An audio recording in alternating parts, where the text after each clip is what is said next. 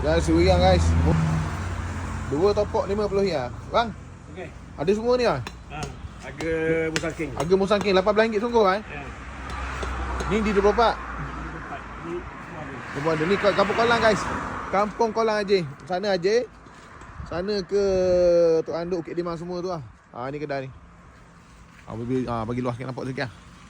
Mau nak cuba cari tu yang ada murah-murah ni ha. Okey. Isi okey bang. Isi Musangking standard. Isi Memang buat dia. Musangking standard. Buat dia. Musangking Dia right. Okey, kasih banyak rasa. Ya Rabbi Alamin. Terima kasih. Sekejap bagi rasa Ya Rabbi Alamin. Musangking guys, Musangking.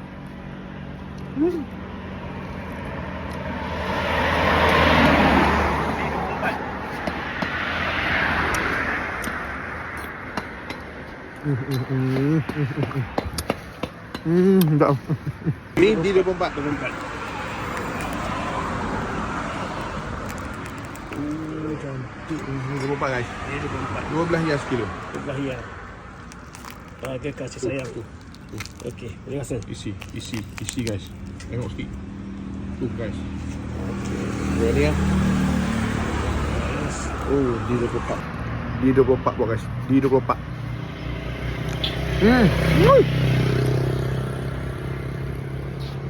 Kampung itu pun okey. Musangking ada. Di 24 ada.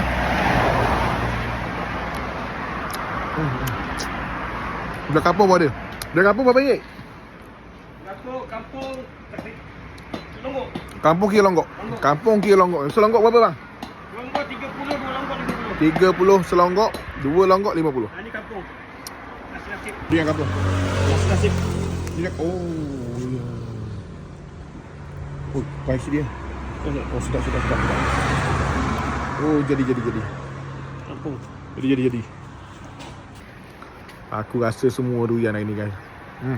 Hari ni makan obat dah kau. Aku makan obat sedung.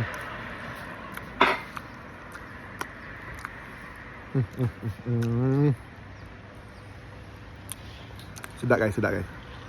Durian sedap. Masalah ni murah. Hari durian. Tengok durian. Ni. 2 topok 50. Besar guys. Besar. 2 topok ni besar. Bukan kecil. Ni tangan aku. Tu tangan aku. Durian besar.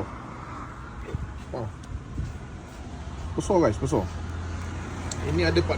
Ini 3 kilo ada tu. 3 kilo ada. Lebih ni 3 kilo. Musangking. Cantik lah. Musangking guys, RM18 guys.